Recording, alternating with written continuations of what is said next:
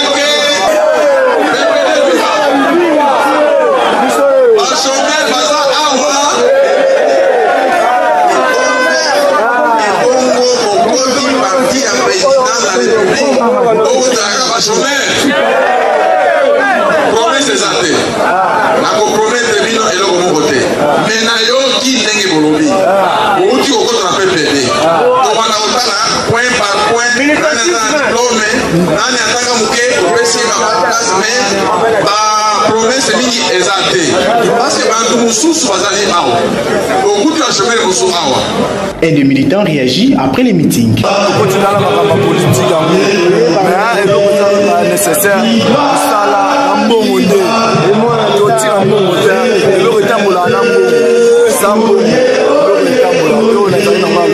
Cet extrait de l'image du chef du parti présidentiel ne donne pas raison au cardinal Mosengo qui, dans un passé récent, déclarait que le pays est géré.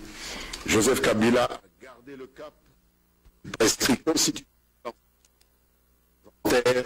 de la situation du Congo depuis sa prise de fonction jusqu'à ce jour.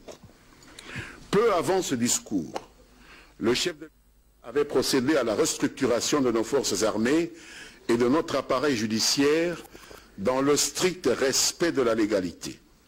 Là aussi que des commentaires entendus ci et là, notamment dans certains médias globaux, qui semblent avoir fini par croire qu'ils partagent les compétences régaliennes des institutions congolaises au point de vilipender systématiquement les choix annoncés en la circonstance ou de spéculer sur le bien fondé des nominations intervenues dans ces deux secteurs vitaux de la nation.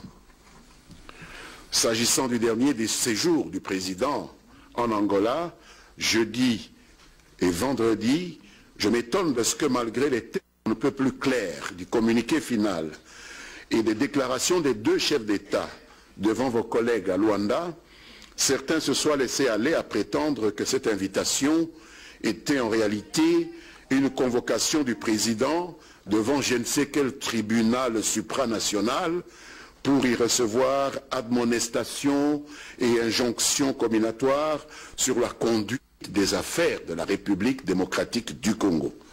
Totalement insensé. Plus ridicule, d'autres ont carrément annoncé sur les réseaux sociaux la séquestration de notre délégation en attendant des ordres de certaines puissances occidentales. Pourtant, sans aucune ambiguïté, avant d'aborder les questions sécuritaires, de défense, de coopération économique, bilatérale et de développement, le président angolais avait tenu à réaffirmer le principe de non-interférence dans les affaires intérieures de la République démocratique du Congo, se limitant à féliciter son homologue congolais pour le brio avec lequel il conduisait le processus politique dans son pays et à souligner les grands progrès ainsi que les avancées spectaculaires du dit processus. Un hasard du calendrier a fait qu'au moment où nous nous trouvions avec le président à Luanda, le Congrès américain adoptait à Washington DC un projet de loi durcissant les sanctions à infliger à quiconque serait impliqué dans les interférences extérieures dans le processus électoral des États-Unis d'Amérique, en réaction à des allégations d'interférence de la Russie dont vous avez entendu parler dans les dernières élections américaines. Cette information, mesdames et messieurs de la presse, mérite d'être méditée par les Congolais et surtout par vous, hommes et femmes de la presse. La question est de savoir si la souveraineté en matière des élections que nous revendiquons et que défend le président Kabila ne serait bon que pour certains et pas un principe universel à tous les États.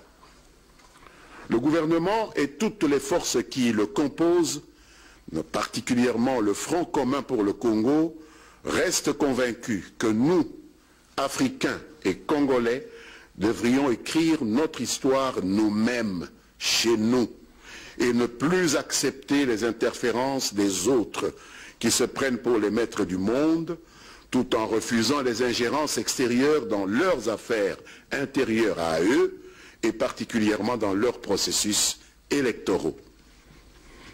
Un quotidien paraissant à Kinshasa a écrit il y a quelques jours que la nomination récente d'un nouvel ambassadeur américain en RDC serait, je vais le citer, un avertissement pour le pouvoir de Kinshasa qui doit lire les signes de temps.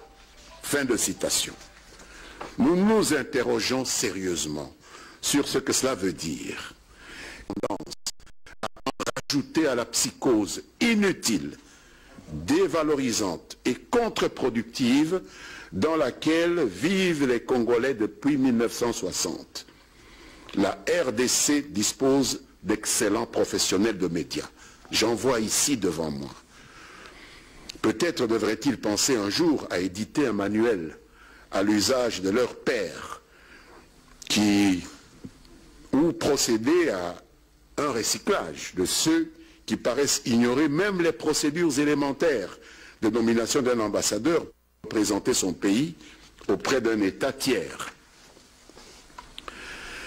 Mesdames, Messieurs, les semaines qui viennent de s'achever auront été aussi marquées par une accélération du processus électoral. Longtemps décriée, la Commission électorale nationale indépendante a vu débouler des milliers de candidats aux élections générales programmées pour le 23 décembre prochain. Des élections auxquelles ces détracteurs n'ont jamais donné la moindre chance de se tenir, mettant systématiquement en cause la bonne foi du chef de l'État et du gouvernement dans leur volonté de la soutenir dans cet exercice démocratique qui est pourtant devenu bel et bien inéluctable. Apparemment, le vent a tourné puisque les sceptiques d'hier sont devenus des convertis zélés, prêts à affronter les urnes. Tant mieux pour notre démocratie que d'aucuns continuent néanmoins à regarder avec une condescendance méprisante lorsqu'ils ne se lancent pas dans des tentatives désespérées d'en compromettre la bonne fin. C'est le cas de ce fameux compte Twitter créé délibérément pour faire circuler un faux posting du ministre des Finances pour faire croire que le Trésor congolais n'était pas en mesure de couvrir les charges de l'organisation des élections et qui a été sèchement démenti par le ministre Henri-Yves Moulang. Sur un autre registre, on a assisté au retour à Kinshasa dans le calme du sénateur Jean-Pierre Bemba, récemment acquitté par la Cour pénale internationale, où il était envoyé, faut-il le rappeler, suite à des plaintes de sujets non congolais et avec le concours d'autorités d'un pays européen et non des autorités de la République démocratique du Congo, que quelques exaltés essayent de rendre responsables des déboires vécus par ce compatriote il y a de cela 11 ans. Éclipsé sans doute par ce retour de M. Bemba, un autre acteur politique s'est mis en tête de se lancer à corps perdu dans une fuite en avant pour transformer son engagement non tenu de se présenter à la justice congolaise, de laquelle il avait obtenu une autorisation d'aller se faire soigner à l'étranger, en un pathétique show médiatique autour du dépôt d'une candidature hypothétique à l'élection présidentielle, une candidature pour laquelle des groupes d'influence étrangers, mais aussi nationaux, par exemple la Cinco et ses démembrements, se font des avocats zélés au mépris de la Constitution, tout en s'appuyant sur l'accord du 31 décembre 2016 qui fait du respect de la Constitution le socle de toute sa mise en œuvre.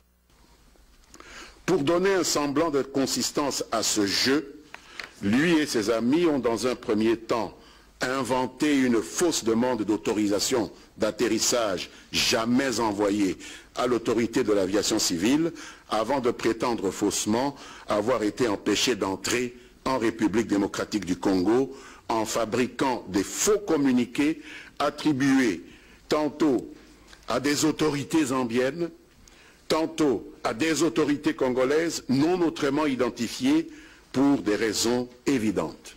Une vraie farce. La vérité est simple. Ce monsieur ne s'est jamais présenté du côté congolais de la frontière à Kasumbalesa, ni vendredi, ni samedi dernier.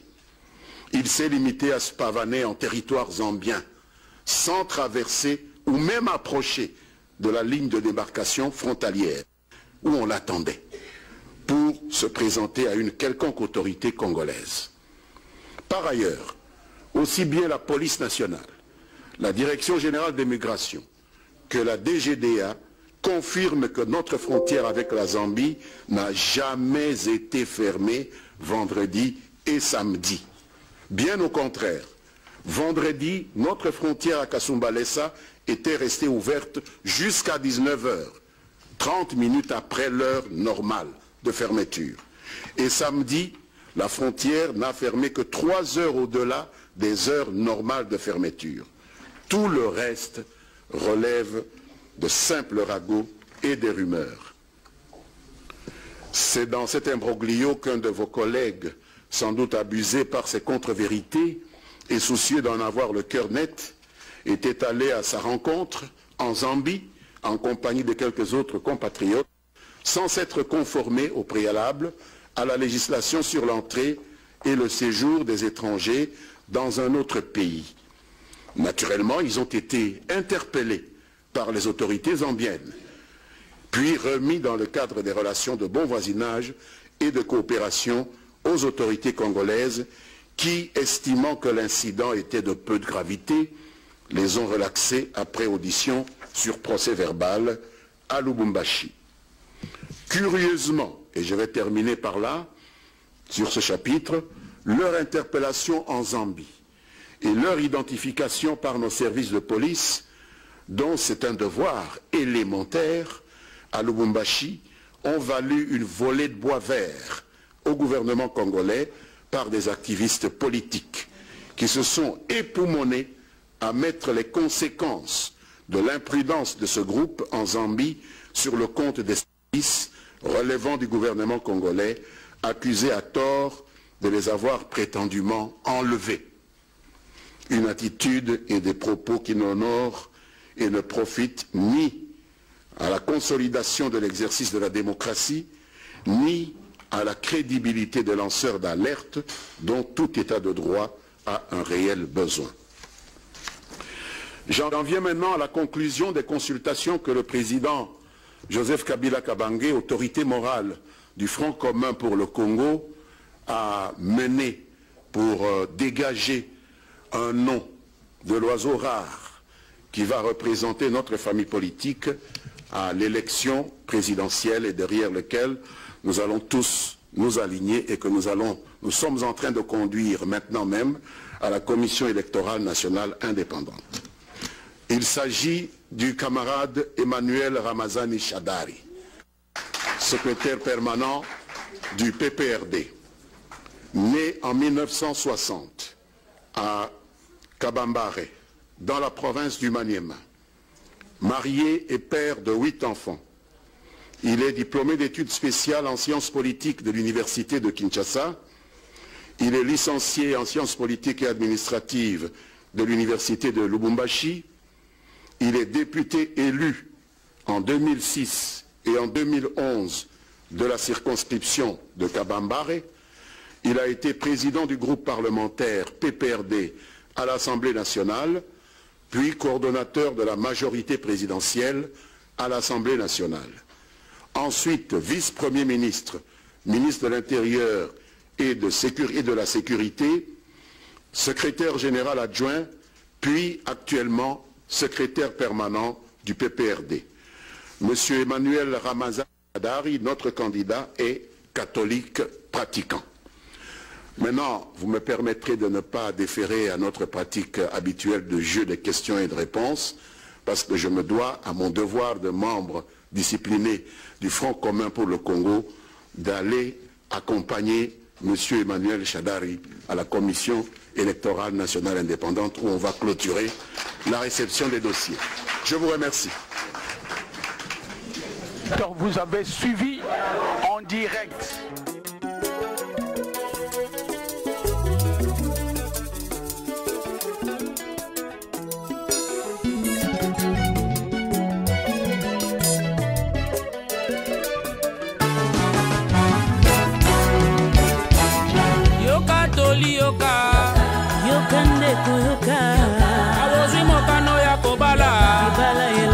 Sakana te inga mwasi na yo banga mobali na yo ozala na vie de prière wana libale ko mela swaswe yanda kuna yo mobali azali bebe mwasi nde bebe yu mobali azali muninga na yo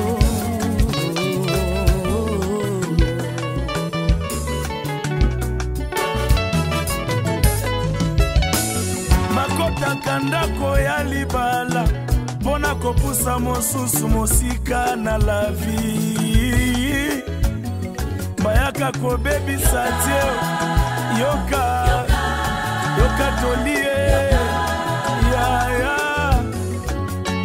Zambé à groupe Soleil de gloire Moi ya kembo ebimi pona moto nyonso.